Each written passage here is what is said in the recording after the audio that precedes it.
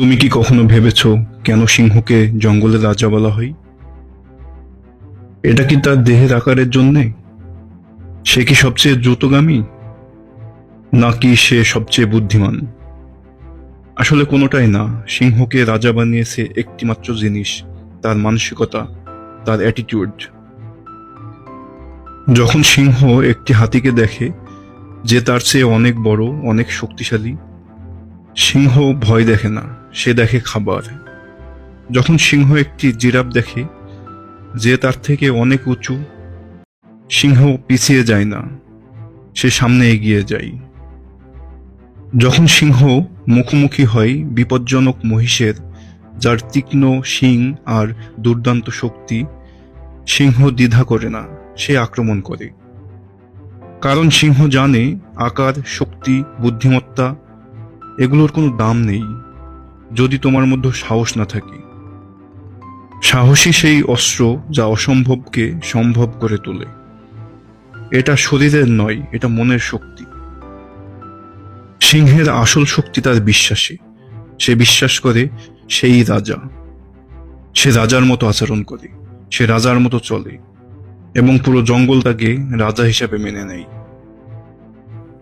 এখন ভাবো, জীবনে, ক্যারিয়ারে, স্বপ্ন পূরণে সবচেয়ে গুরুত্বপূর্ণ কি?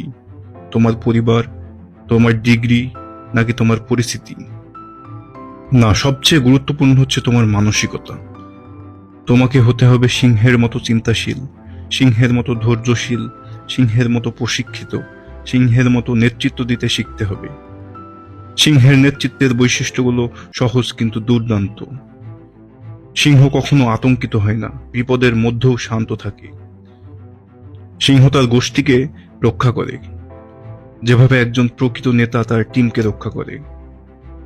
সিংহ শিকার করে পরিকল্পনা করে, জানে কখন অপেক্ষা করতে হবে, কখন আক্রমণ করতে হবে। তোমার জীবনেও তুমি হয় শিকার অথবা শিকারী, তুমি হয় অপেক্ষা করছো অথবা জয় ছিনিয়ে নিচ্ছ। তুমি কোনটা হতে চাও?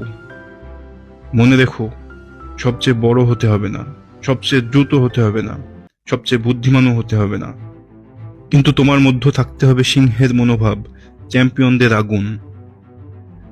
বিজয়ীরা জন্মগত নয়, তারা নিজেদের তৈরি করে সাহস, শৃঙ্খলা এবং অদম্য পরিশ্রম দিয়ে।